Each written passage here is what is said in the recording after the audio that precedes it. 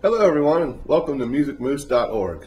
I'm Billy Gilmore and I'm going to show you in this first lesson how the guitar is tuned and how to hold the pick to get you going in the right direction. Okay, we're going to start with the very first string, the high string. It's actually on the bottom. The first string is E, and that's one of two E notes you have out of 6 strings. You also have the low E down here. Okay, so your first string, the high E, second string is a B. The third string is a G. The fourth string is a D. The fifth string is an A. And of course the sixth string is that low E. Sorry.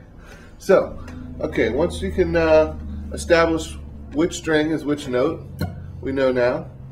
Then to go and tune the guitar, if you just purchased a guitar and it's out of tune, you get it home, what do? Okay, well, with today's electronic tuners, they're pretty inexpensive.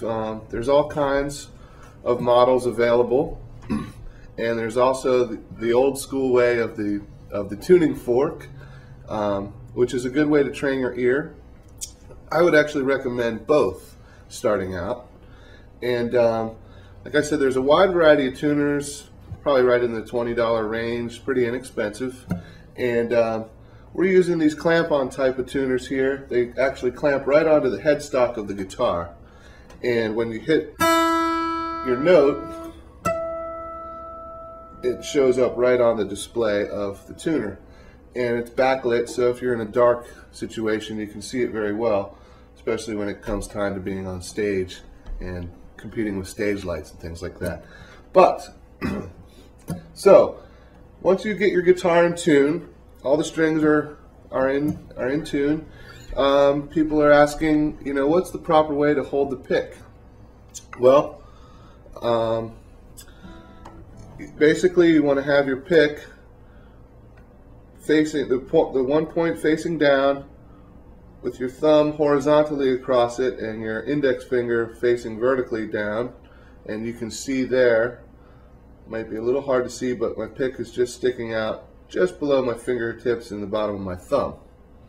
Okay, so now preference of pick. I use a larger pick and it has 3 points on it. Okay, so no matter which way it spins in my fingers, because they will spin when your fingers get a little perspiration on them, sometimes the pick will spin. So I like to use these 3-sided picks. They're larger, they're easy to hold on to, and whichever way it spins, there will be a point. Now some people like to use a rounded edge, and it's a matter of personal preference. It's kind of almost like what kind of shoes you like to wear, really. Whatever feels comfortable, and it does take a little while to get used to holding the pick and being accurate, hitting the strings the way you intend to. Okay, now for flat picking in the bluegrass style, I recommend using a heavier pick, and when I say heavier, I mean stiffer. If you can see that, it's not bending very much, it's not giving, which is ideal for flat picking bluegrass kind of style, because when you get along with those loud banjos and fiddles, sometimes it's hard to compete in volume when it's time for you to play a lead. Usually your rhythm playing will come out a lot stronger than your lead playing, but we'll get into that further down the road. So with the hard pick, you can see it projects a lot. When you hit a note, it really comes out solid. With a flimsier, softer pick, you just won't get that projection. Okay, and that'll be all for this particular